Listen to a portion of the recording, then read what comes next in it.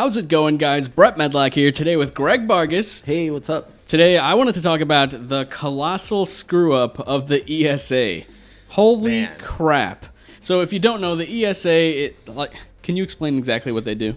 Yeah, so they're, kind of an entity that lobbies for different consumer rights within the video game industry, but also on behalf of publishers and assist in the organization of E3, practically the biggest gaming expo that there is in the world. If you don't count things like Gamescom and other stuff like that. But as for announcements and whatnot, like the biggest things come out of E3. Yeah, it might not be the biggest, like literally, but it's like the biggest when it comes to the amount of stuff that comes out of it. Yeah, and just the amount of work that the ESA does in terms of meeting with governing bodies about video games and overseeing the ESRB and things like that. So they're pretty big on the politics of it all in the video game industry. Yeah, they have a lot of moving parts in a lot of different parts of the industry.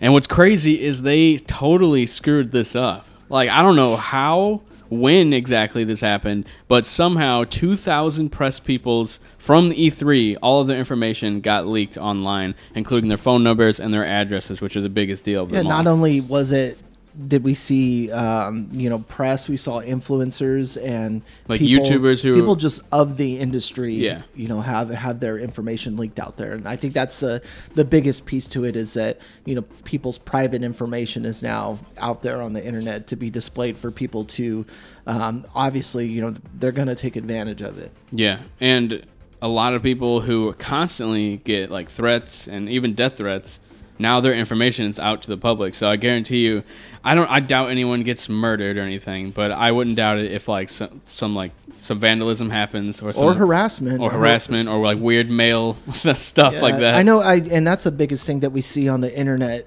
today is just people's knee-jerk reactions or fans that think things are owed to them.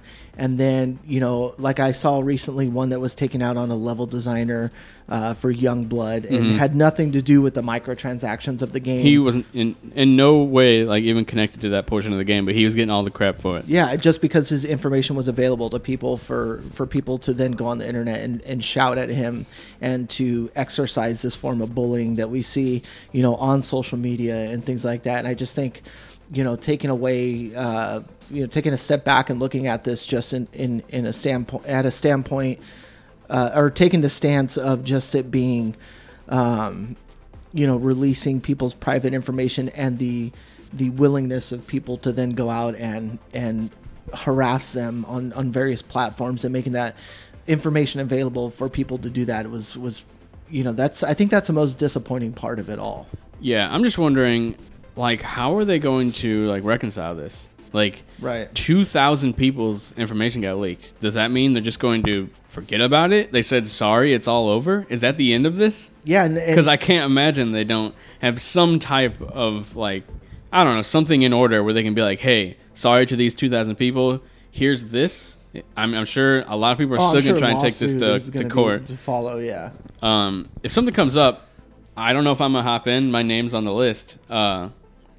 And I don't know, it's like not the big a deal for someone like me. I'm not like this huge YouTuber. Like, I doubt anyone's going to be harassing me. But there are people on there who I do actually care about. Like, like people I look up to on that list. And I'm thinking, man, this is kind of scary for them. Their addresses are on this list that the ESA just gave away to the public. Yeah, and then they delete it. It's like, you delete it? That doesn't matter. Once it's public, the internet has it forever. That file will be forever circulating. All those people who are even semi-big, I'm sure something's going to happen, whether it's small, whether it's big. They're going to have to change their numbers, change their addresses. Well, I don't think size does not matter in this case.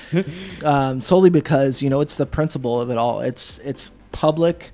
It's personal information, private information that was made public.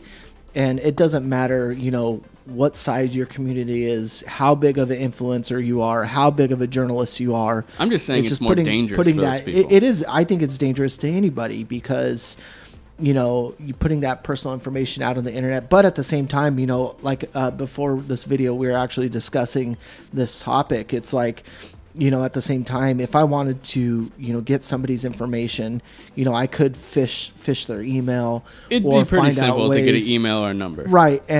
But this just puts it on display for anybody, that's not willing to go through those efforts to fish the information to then have it accessible. And I think that's the biggest problem. We oftentimes within the video game industry, especially, we rely on the ESA to fight some of these battles that, the average person cannot. And when they massively screw up as a governing body and an influence within, discussions about microtransactions like the panel that they're supposed to be a part of in opening this discussion, it's like, man, you're going to go out there and have them fight this battle for people, but at the same time, they've also completely screwed up and put their information available on the internet. It's just, a couple steps forward and like 1,000 steps back, because this was a massive screw up. Like, I cannot think of anything this bad since the PSN stuff, where all the credit cards got like, they basically were like hacked and whatnot, which happened to actually a friend of mine. Yeah. And there's no money involved. No money can get stolen from anyone, but it could. Addresses is a really big deal. That's like the worst part of it all. Phone numbers, not that bad. Addresses, home addresses is insane. Yeah. And luckily, a lot of people put their business address, like all the IGN people, but there are people like YouTubers and whatnot who put their home address on there because they figured this information is never going to be public. Right. And then this happens. And oftentimes, too, when you apply for credentials to attend different conventions, you may or may not need a home address versus something like a P.O. box.